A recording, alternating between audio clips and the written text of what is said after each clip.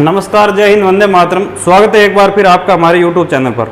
इस वक्त की ईपीएस 95 भर्ती को लेकर शानदार अपडेट आ चुकी है। इस वीडियो के माध्यम से आपको सारी जानकारी देखने को मिलने वाली है। इससे आगे बढ़ने से पहले आप सभी से एक छोटा सा निवेदन है कि यदि आप हमारे चैनल पर नए हो तो चैनल को सब्सक्राइब कीजिए और साथ ही बेल आइकन को प्रेस कीजिए ताकि आपको आगे आने वाली वीडियो की नोटिफिकेशन मिल सके। ईपीएफओ की कर्मचारी पेंशन योजना ईपीएस 95 के तहत पेंशनर भाई लोग सालों से चिल्ला रहे हैं कि उनकी पेंशन बढ़ाओ। अभी न्यूनतम पेंशन 1000 रुपये है जो 2014 में तय हुई थी। अब महंगाई ने तो कमर तोड़ दी है, लेकिन पेंशन वही पुरानी।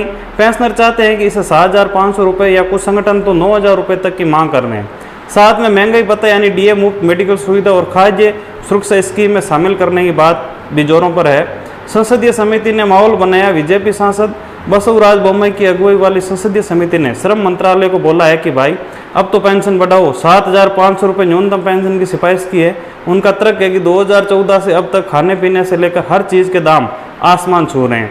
1000 रुपये में तो अब महीने का राशन भी नहीं आता। समिति ने यह भी कहा है कि 2025 के अंत तक ईपीएस स्कीम का थर्ड पार्टी मूल्यांकन करो ताकि स्कीम को और मजबूत किया जाए।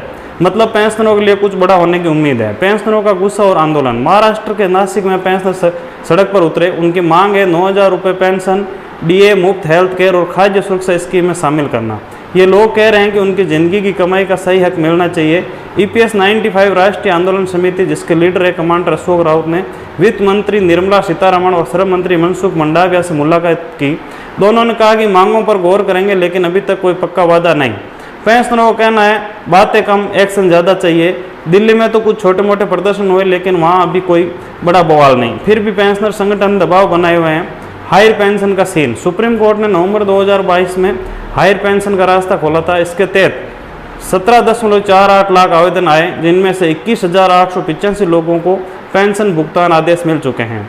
1.65 लाख लोगों से अतिरिक्त राशि जमा कराने को कहा गया है। केरल हाईकोर्ट ने हाल ही में तगड़ा फैसला दिया है कि ईपीएफओ हायर पेंशन के लिए पात्र लोगों को मना नहीं कर सकता।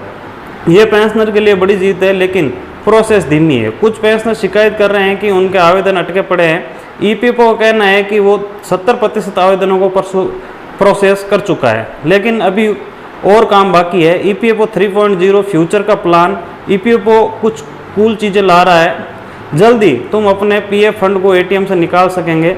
यह सिस्टम टेस्टिंग फेज में है और 2025 में लॉन्च हो सकता है। केंद्रीकृत पेंशन भुगतान प्रणाली सीपीपीएस जनवरी 2025 से लागू हो चुकी है। अब 78 लाख पेंशनर किसी भी बैंक से अपनी पेंशन ले सकते हैं। यह सुविधा पेंशनरों की जिंदगी आसान कर रही है। प्रयास योजना के तहत ईपीएफओ ने रिटायरमेंट के दिन ही पेंशन भुगतान आदेश पीपीएफओ देने की शुरुआत की। मतलब रिटायर होते ही पेंशन शुरू। सरकार और ईपीएफओ की टेंशन। पेंशन बढ़ने का खर्चा भारी है। ईपीएफओ का अनुमान है कि हायर पेंशन और न्यूनतम पेंशन वृद्धि के लिए 1.86 लाख करोड़ रुपए चाहिए। सरकार और ईपीएफओ इस बात को लेकर चिंतित है कि स्कीम की वित्तीय स्थिरता न बिगड़े। कुछ पोस्ट में दावा किया जा रहा है कि पेंशन वृद्धि की 99.9% संभावना है, लेकिन यार बिना आधिकारिक घोषणा के इन बातों पर भरोसा मत करो। कुछ सूत्रों का कहना है कि सरकार 5000 से 7500 रुपये के बीच न्यूनतम पेंशन तय कर सकती है।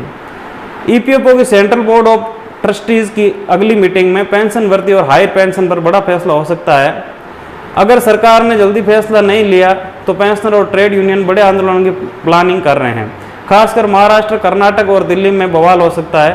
पेंशनरों की दास्तान। एक पेंशनर लिखा 1000 रुपये में तो चाय बिस्किट भी नहीं चलता। सरकार को शर्म आनी चाहिए। ऐसे कई पोस्ट वायरल हो रहे जो पेंशनरों की तकलीफ दिखाते हैं। कमांडर अशोक राउत का दावा। ईपीएस 95 नेशनल एजुटेशन कमेटी के लीडर का कहना है कि अगर 2025 में पेंशन नहीं बढ़ी तो वो देश भर में लाखों पेंशनरों को सड़कों पर लाएंगे। माहौल गर्म है। कुछ लोग मीम्स बना रहे हैं कि ईपीएफओ का पैसा मंगल ग्रह पर भेजा जा रहा है, इसलिए पेंशन नहीं बढ़ रही।